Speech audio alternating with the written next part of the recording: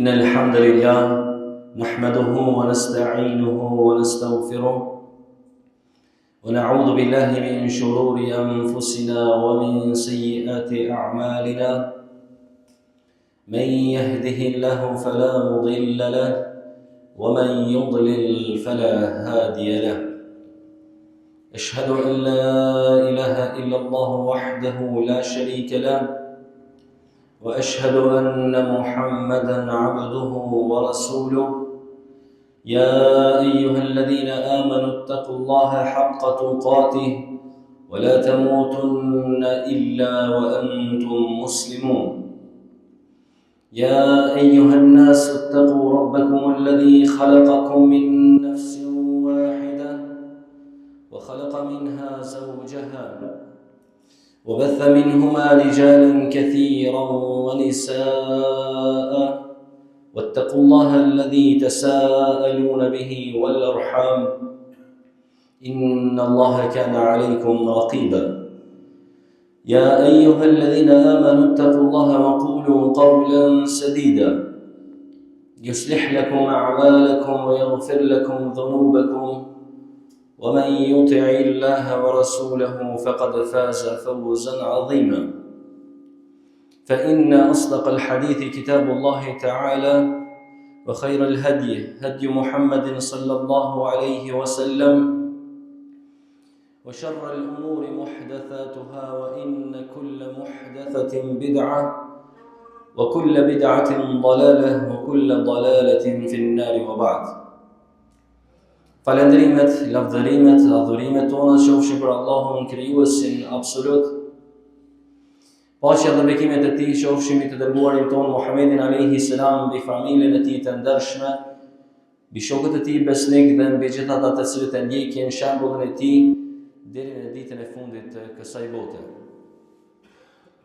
Të nderuar vëllezër besimtarë, ka ajete në Kur'an të cilat kur njeriu i lexon dhe has në to apo i dëgjon, atëherë janë ajete të cilat e nxisin dhe motivojnë besimtarin që të ndalet, të meditojë për veten e tij, të e kujtojë fillimin e krijimtarisë së tij dhe të e shikojë se si duhet njeriu ta ketë perceptimin për vetveten e vet. Një ndër këta ajete të Kur'anit është edhe ajeti me numër 78 në surën Nahl, ku Allahu i lartësuar na thot: Wallahu akhrajakum min butuni ummahatikum. Allahu është ai që ju ka nxjerrur nga barqet e nënave tuaja, pra si foshnjë. La ta'lamuna shay'a. Në këtë kohë nuk keni ditë asgjë. وَجَعَلَ لَكُمُ السَّمْعَ وَالْأَبْصَارَ وَالْأَفْئِدَةَ لَعَلَّكُمْ تَشْكُرُونَ. Kështu Allahu ju pajisi, ju dha të dëgjuarit, të pamurit dhe zemrat në mënyrë që të jeni falendërues ndaj tij. Në këtë ajet sot do të ndalemi në disa pika të cilat do të na nevojiten shumë për vetveten tonë dhe me lejen e Allahut të lartësuar do të jenë të dobishme për të gjithë që i dëgjojnë. E para për tyre është ky ajet e lufton direkt me një mallsinë. Allahu thot: Wallahu akhrajakum min butuni ummahatikum. Allahu ju ka nxjerrë juve nga barqet e nënave tuaja. Ky ajet i drejtohet atij që tashmë është i rritur, është i pasur, është i ditur, është me famë e është me pozit. I drejtohet këtij njeriu i cili mendon se si kë nuk ka asnjë njeri në dynjë. I drejtohet atij personi i cili tregon arrogancë dhe superioritet mbi të tjerët, duke i ngjallur vëmendjen dhe për të treguar se kthem në fillet e ekzistencës tënde, kur je ardhur në këtë dynjë, prej ka ke dalë. Dhe kush ka qenë ai që të ka furnizuar këtë vend? Kur ke ardhur këtë dynjë, a ke ditë diçka? Pra as nuk e ke ditë se cilës komsi ta kanë, as nuk e ke ditë se çfarë gjuhë do të flasësh, as nuk e ke njoh nanën tënde, as nuk e ke njoh babën tënd, as vllahun tënd, as rrethin tënd, as kabilën tënde, as vendin e të cilin do të jetosh. Pra asgjë nuk e ditë. Tash, a ka vend për mendjemësi? Për këtë arsye shumë prej dietarëve kanë dhënë si këshill njerëzit e cilët kanë kërkuar që të ruhen nga mendjemësia, kanë thënë çdo herë që rrezikohesh nga mendjemësia, atëherë rikthehu në fillet e ardhjes tënde në këtë dynjë. Kujtoje lindjen tënde. Edhe të heqet mendjemësia. Pra ti ke dalë prej barkut nanës. Ti ke ardhur, domethënë me një akt mes një mashkulli dhe një femre, mes diçkafi domethënë që nuk është në vlerë. Që kjo është ekzistenca jote. Që kjo është krijimi jot. Andaj nuk ke arsye dhe nuk ka vend dhe nuk ka logjikë që njeriu të tregohet mendjeman. E dyta, për çështjeve që i përfshin, ky ajet na kujton se haku i nanës është shumë i madh. Haku i prindve në përgjithësi, ndërsa i nanës në veçanti është shumë i madh. Për shkak se Allahu po e përmend wallahu akhrajakum min butuni ummahatikum. Allahu ju ka nxjerrë nga barqet e nënave tuaja. Këto në ajete të tjera të Kuranit e kuptojmë se çfarë rëndësie kanë prindrit. E në veçanti nana ku Allahu i lartësuar na drejtohet duke thënë wa wassayna al-insana biwalidayhi ihsana. Ne e kemi porositur njeriu që ndaj prindve të sillet mirë. Hamalathu ummuhu kurhan wa wada'athu kurhan. Nana e tij e ka bardh me shumë mundime dhe e ka lind me shumë mundime. Por është nëna jote ajo e cila të ka mbajtur në barkun e saj 9 muaj. Dhe me ty ka vujt për çdo natë, duke u zhvilluar te asaj, duke kriju shumë vështirësi shëndetësore.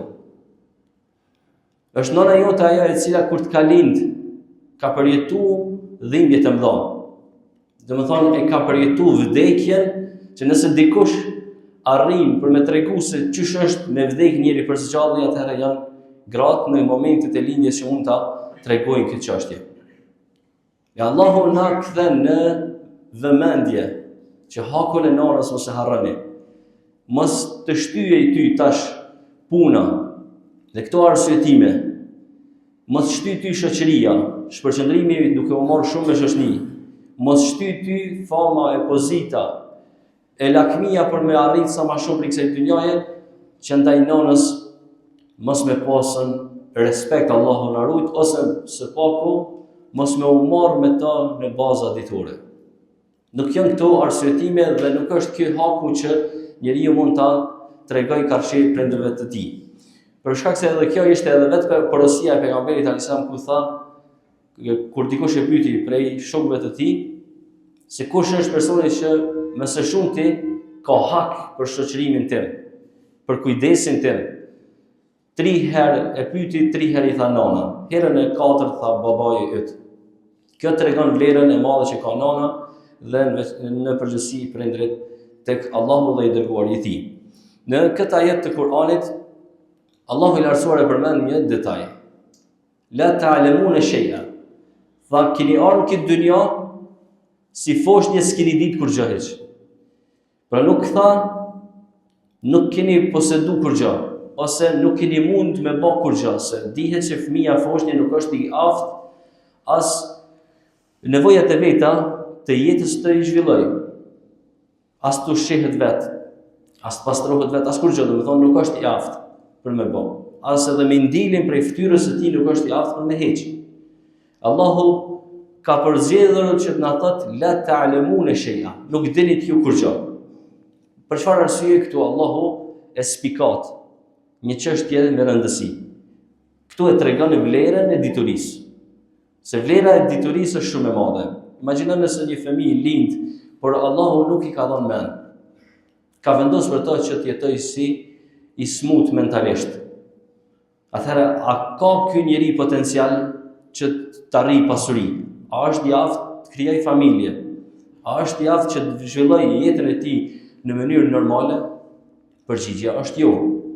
E për këtë arsye Allahu ka veçuar diturinë që më tregu se dituria i sjell krejta këto. Gjëja tjetër që Allahu e përmend në ajetet e Kuranit thotë: "Waja'ala lakum as-sam'a wal-absara wal-af'ida." Ka thonë ai ju dha të dëgjuarit, të pamurit dhe zemrat, pse të veçohen këto tri shqisat të perceptimit, këto tri porta përmes të cilave njeriu arrin të zhvillojë jetën e tij në mënyrë normale. Pse Zoti të mos e përmend për shembull, thotë ju kemi dhënë kokën, ju kemi dhënë dorën, ju kemi dhënë mundësinë për me ecë, për me kap. Mirë po ka përmend të pamurit, të dëgjuarit, të pamurit dhe zemrën. Arsyeja është se këto trija janë portat përmes të cilave njeriu e zhvillon diturinë e tij. Këto janë tri portat e diturisë. Kur njeriu ka dëgjem, ka shikim dhe i ka dhënë Allahu zemër, atëherë ky njeri është i aftë që të e zhvillojë jetën në mënyrë normale. Ajo që është mangësi e madhe është që ka disa njerëz të cilët kanë arritur në moshat e caktuara të jetës, 20, 30, 50, 60, ndoshta edhe më shumë, akoma me ignorancë janë sikurse foshnje. Pra nuk kanë asnjë zhvillim. Për çfarë arsye ai sheh, flet, dëgjon, gjykon, e krejta këto çështje, mirë po në gjykimet e tij, në perceptimet e tij është sikurse foshnje. Kush janë këta njerëz? Ata të cilët nuk kanë arritur ta njohin Allahun e lartësuar. Pra Allahu këto shqisa të perceptimit, këto porta të thithjes së diturisë nga jashtë, ti ka dhënë për arsye se ti me njoft Allahun e lartësuar dhe me ta lehtësuar rrugën drejt tij. Nuk ti ka dhënë pa ndonjë arsye. Cila është urtësia e radhitjes, renditjes së këtyre shqisave njëra pas tjetrës? Pse të fillohet me dëgjimin? Pra Allahu thotë: "Waja'ala lakum as-sam'a." Allahu ju ka dhënë dëgjem, ka dhënë dëgjuarit. "Wal-absara", pastaj të pamurit, "wal-af'ida", dhe ka dhënë zemrat. Pse është filluar me dëgjem? Këtu ka urtësi të madhe. Për shkak se dëgjimi është shqisa e parë e perceptimit përmes të cilave njeriu është i aftë të thith dituri. Foshnja i vogël, gjëja e parë të cilën e përjeton në këtë dynjë, a na sheh ai neve? Jo. Dhe më thonë, fillim nuk është që i sheh gjanat në të vërtetën e tyre, por e para prej shqisave që i zhvillohet është dëgjimi. Dhe këta ja ka dhënë Allahu i lartësuar që përmes dëgjimit fëmia të di, pastaj të dallojë se ka një zhurmë nga jashtë dhe reagimet e tij kur është nxënën për shembull i ka të trishtueshme. Pastaj ja ka dhënë Allahu Azza wa Jall të pamurit përmes shikimit ai është i aftë që të ndjek shembullin e prindit.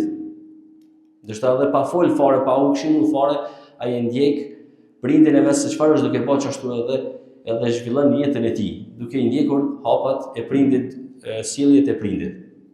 Wal af'ida, dhe Allah ka përmend zemrën në shumës. Kur përmendet në Kur'an fjala fuad, këtu nënkupton dërun besimtar diçka që kupton, mediton dhe e zhvillon vetdijen. Pra nuk ka qëllimi për zemrën se me tregu gjallëri. Mirë po, zemra është ajo e cila kupton dhe qëllimi është domethënë se kjo ka ndërlidhshmëri me kokën, e zhvillon vetdijen dhe është e aftë pastaj të gjykoj dhe t'i perceptoj gjërat në mënyrën e duhur. Imam Kurtubi ka një thënie këtu se për çfarë arsye të fillohet me dëgjimin. Pse Allah ta përmend fillimisht shqisën e të dëgjuarit. Qëllimi thotë është se nëse një fëmijë nuk e ka të dëgjuarit, rrjedhimisht ai nuk mund edhe të shprehet. Pra rrjedhimisht ai i cili nuk dëgjon është edhe me mec, shurdh me mec.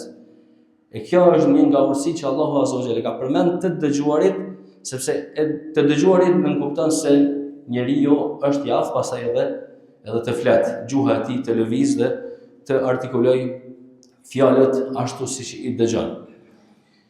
Është rrezik i madh të nderuar besimtar të mos shfrytëzohen këto mirësi të Allahut për mirë. Këto nimete, këto begati që Zoti i ka dhënë është rrezik i madh nëse njeriu nuk i shfrytëzon.